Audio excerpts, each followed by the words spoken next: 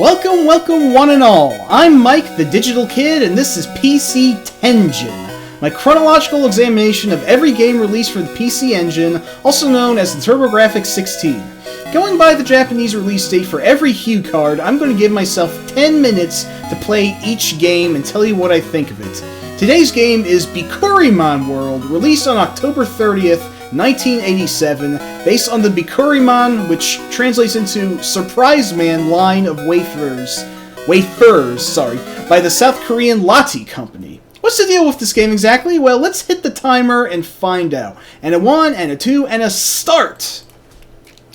Alrighty then. So, this play of Bikkuriman World is underway. Let's see how far I can get in 10 minutes. But wait, doesn't this game look a little familiar? Well, it might to anyone who's well-versed in games released by Sega, because this is, in fact, pretty much just a port of Wonder Boy and Monsterland, which I think was the second game released in the Wonder Boy series, but my god, Monster Boy. Oh geez, that's a recently released game. My god, the Wonder Boy series is just baffling. If anyone knows about it, and its crossovers with the Adventure Island series, Wonder Boy is a very, very confusing series to dissect, and having a port not named Wonder Boy makes it even more confusing. But yeah, this is, gameplay-wise, pretty much just a straight-up port of the game in question, originally released in the arcade, and also having a Sega Master System port. Probably having several other ports that I don't know about. But the action-adventure game, Wonder Boy Monsterland, based on the Bikkuriman license, and so far I can tell, all the shop characters have actually been altered to resemble Bikkuriman characters. Which were, from what I can understand, these, like, it was basically an early gacha type system where random characters would be found in the wafers, and you had to, like, collect them all. And this led, I believe, to children just collecting the Bikkuriman wafers and throwing away the wrapper without actually eating the candy, the wafers in question. They just wanted the stickers.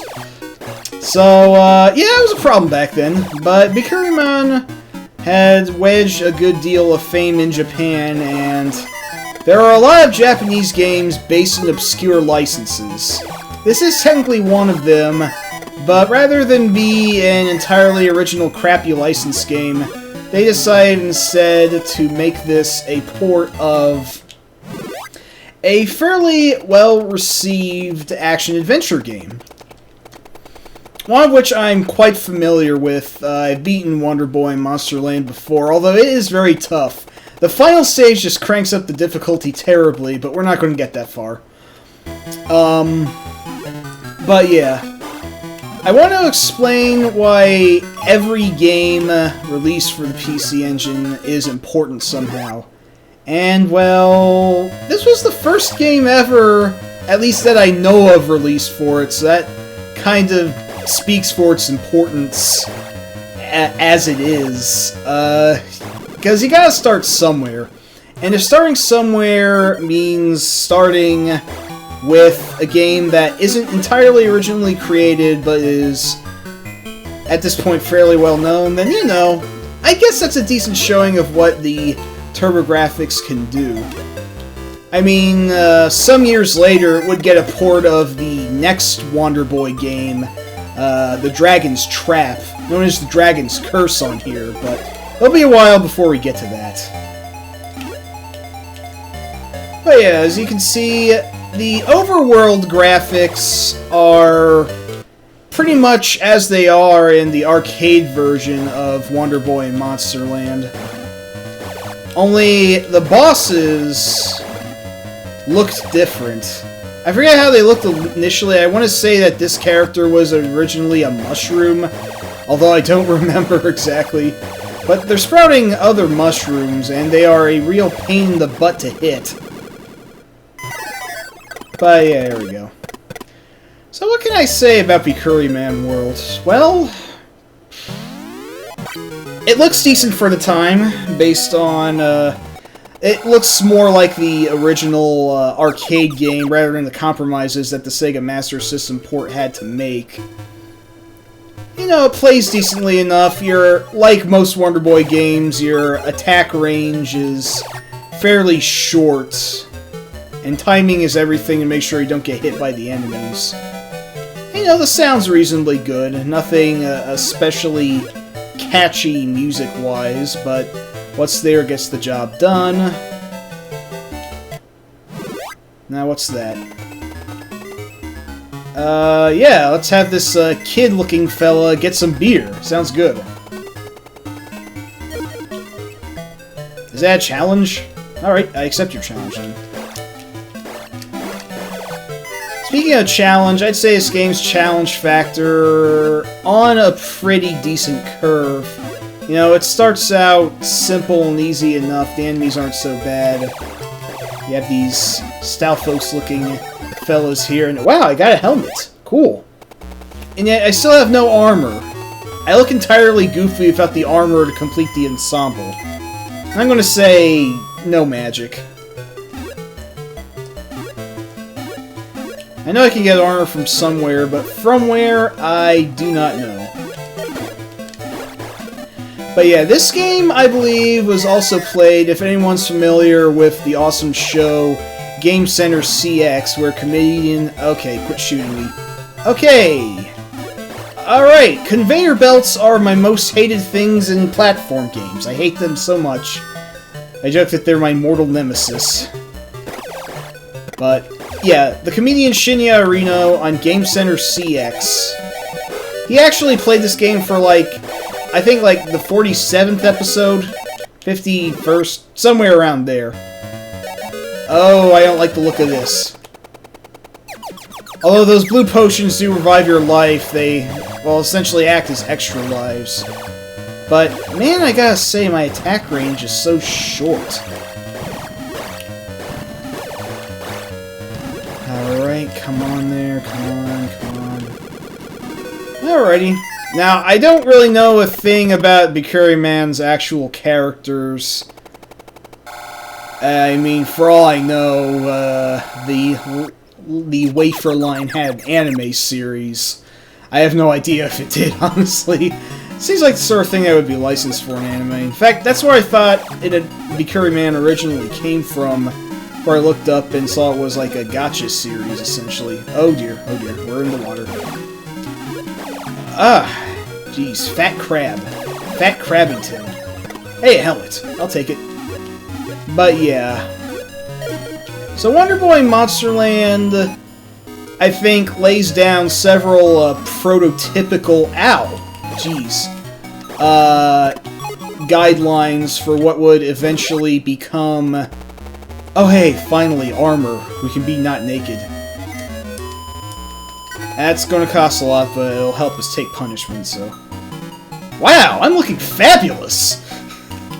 Hot pink number. Oh, spring. Alright. But yeah. Wonder Boy Monsterland itself is a reasonably fun, if not fairly flawed game. I think that it really laid down most of the guidelines for the much superior Dragon's Trap. But this is still a relatively important game in the series' evolution. And I gotta say, it's a pretty decent port, all things considered. And I'm dead.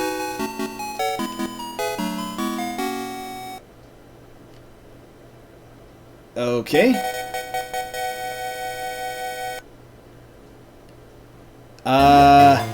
Pretty decent port aside from the fact that there doesn't seem to be any continues. Ooh.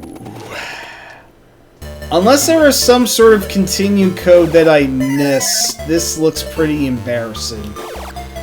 Alright, well, looks like my last minute of footage is just the first minute of footage. Oh, jeez. Yeah, that's old school difficulty for you. Unless there's some actual means of continuing I don't know about, then this game does take a huge hit for being very unforgiving in allowing you to get back into the fray. And I was killed by a killer clown, presumably from outer space. Oh, jeez. Anyway, I do like the game. Whatever you call it, Wonder Boy, Bikkuriman, whatever you want to call it. Sayuki World was another version of it released, I think, for the Famicom. But not allowing me to continue like that, that's harsh. That's harsh. Oh well. Old school video game baseball, what are you going to do about it? Alright, that's enough for the timer. It's telling me to stop. So that was Bikkuriman World, aka Wonder Boy in Monster Land for the PC Engine. The first of many games released for the underrated system. And I do admit, I was interested in looking at the PC Engine because the TurboGrafx 16 Mini is going to be released in... Didn't they say like March? I don't know, it's roughly 6 months from now. But, you know, it's been announced. That's as good a time to get into the zeitgeist as any. And, yeah, I've always really liked the Turbo PC, whatever you want to call it, engine graphics. And, you know, I thought it would be more interesting to look at than the NES and the Genesis, because coverage on those systems is a lot more widely recognized. But the DG16, I mean, it's not the most obscure system out there, but I still think it's very underrated. So, but before I get on babbling, I should probably stop this recording. But thank you all for watching my first episode of PC Tengine. This was Bikkuriman World, and I am Mike, the Digital Kid. Thank you so much, and I hope to see you around for the next PC Tengine, whatever that'll be. Take care and peace, everybody.